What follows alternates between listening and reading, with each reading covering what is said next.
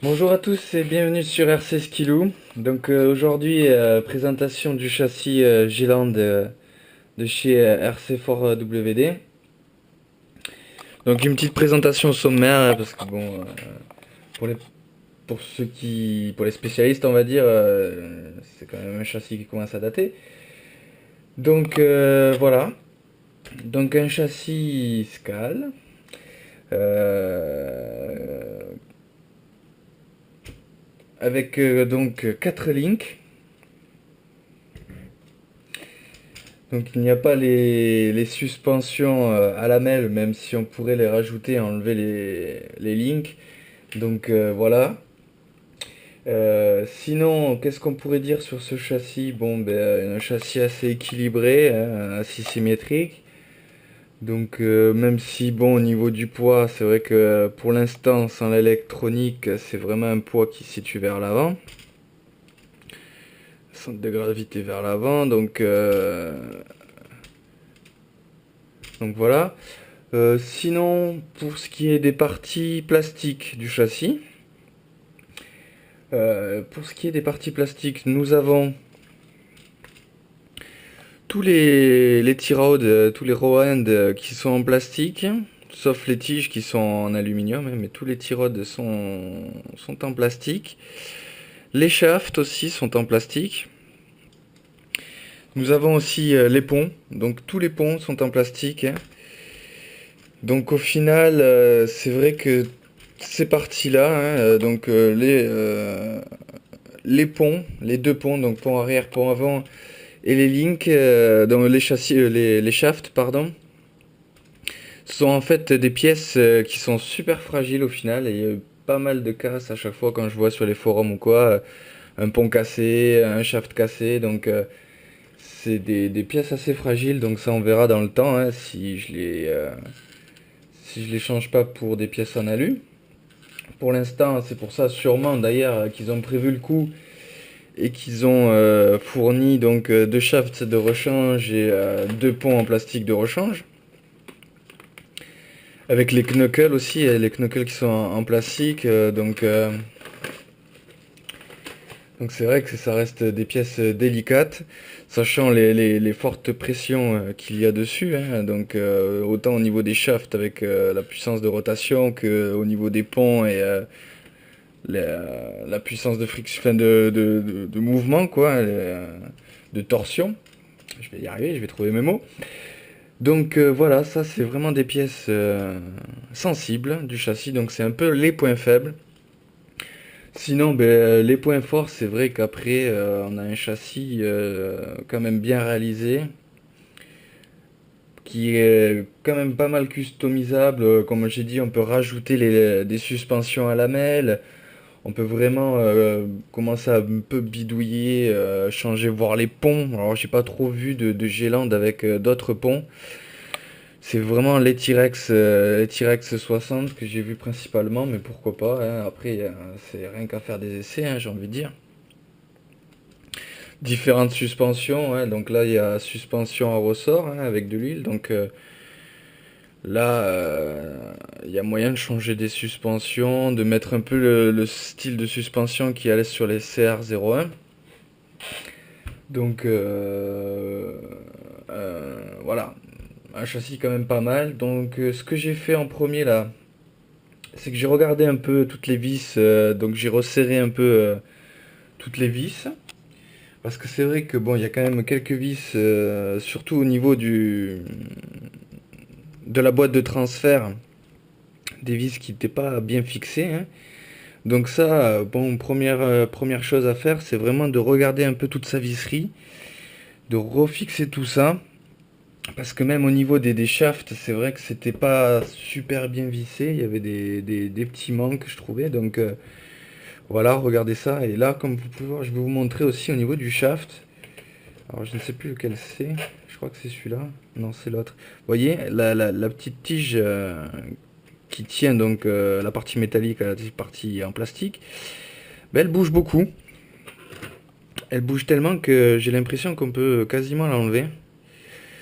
Donc ça c'est quelque chose qui est pas terrible à mon sens, parce que c'est vrai que si ça s'enlève trop, ça risque de se barrer, de casser. Parce que là, c'est vrai que si je force un peu, je pense que je peux l'enlever. Donc, c'est pas terrible. Alors, j'ai regardé sur les shafts de remplacement. Il n'y a aucune de ces barres qui bouge vraiment. Elles sont bien fixes dans les parties en métal. Donc, je vais voir ça si je ne le change pas directement. Parce que là, c'est vrai que qu'est-ce que je peux faire à part y donner un petit coup de marteau sur un des côtés pour pouvoir l'aplatir et qu'il ne s'en aille pas. Je vois pas trop ce que je peux faire. Donc voilà, toutes ces visseries à regarder, donc il faut bien faire attention.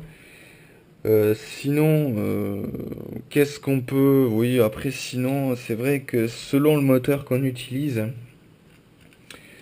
il y a la boîte de transfert qu'on peut changer pour un autre ratio. Donc là, c'est un 2,18,1 et on peut avoir un 75,1. Enfin, je sais plus exactement les ratios. Donc pour avoir un peu plus de puissance, donc selon le moteur qu'on utilise, mais bon, qui dit plus de puissance dit plus de rotation au niveau des cardans, donc des shafts. Donc je pense qu'il faudra changer ces pièces si on change la boîte de transfert ou alors si on utilise un moteur un peu trop puissant. Parce que là, c'est vrai que si ça force trop, ça risque de casser ou même de casser au niveau des pignons du pont, hein, du pignon de la couronne qui se trouve dans la boîte de transmission du pont.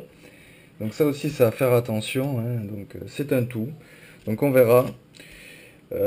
Pour le début, ce que je vais faire en fait pour le début, c'est que je vais m'attaquer à l'électronique, hein. Je vais commencer à placer donc le variateur, le cerveau et le moteur, et voir le récepteur et la batterie donc. Donc pour l'emplacement de la batterie et de l'électronique, en fait, il y a un peu deux écoles, on va dire. C'est vrai que bon, voilà, le cerveau, pardon, se situe vers ici, voilà. Le moteur, bon, ben, vers l'avant, là, dans la boîte de distribution. Donc, voilà. Donc ça encore, ça, on ne peut pas trop changer, mais c'est vraiment votre électronique, en fait. On peut la placer, donc il y en a qui placent leur électronique directement ici, sur la plaque centrale. Donc pourquoi pas, hein, si on a un électronique qui résiste quand même, qui est limite waterproof ou qu'on a plastifié, c'est vrai qu'on peut directement la poser ici et puis emballer, hein, comme je dirais. Ou alors il y a une autre école qui fait que on met tout ça dans une petite boîte plastique qu'on pose à l'arrière du châssis, donc bien en hauteur. Le seul problème, c'est que selon l'électronique que vous avez, donc là, le variateur, moi j'ai un variateur assez gros, donc il me faut une boîte assez grosse, ce qui fait qu'en fait, je ne peux pas mettre l'intérieur du body. Donc tout ce qui est siège, habitacle, en fait, je ne peux pas le poser, ça ne rentre pas. Que j'ai cette boîte là ou là, je peux pas. Donc, et même une boîte plus petite. Donc en fait, c'est vraiment selon l'électronique que vous avez. La position, ben, elle se situe vraiment là. Si vous avez vraiment du gros matos électronique, ici. Donc après, si vous mettez votre électronique au centre, vous avez deux positions de batterie. Donc la batterie, on peut vraiment donc soit la poser directement à côté et avec ces attaches de carrosserie là. Donc soit comme ça, si on a encore assez de place au milieu, soit vraiment sur le châssis, tac, voilà. Ou alors carrément à l'arrière, mais bon ça je le déconseille un peu parce que là c'est vrai que vers l'arrière il y a les roues. Donc même si c'est bien centré ou quoi, c'est vrai que c'est juste pile poil, hein, donc c'est vrai que c'est un peu gênant. Surtout si le châssis en fait part que dans un sens, voilà. Si les roues, ça touche facilement donc la batterie dans ce sens-là. Donc là, c'est vrai que c'est assez délicat de placer. Bon, là, j'ai pris un modèle de batterie Anime H pour avoir vraiment les plus grosses batteries, hein. Donc le mieux, ce serait de placer en fait votre batterie comme ça.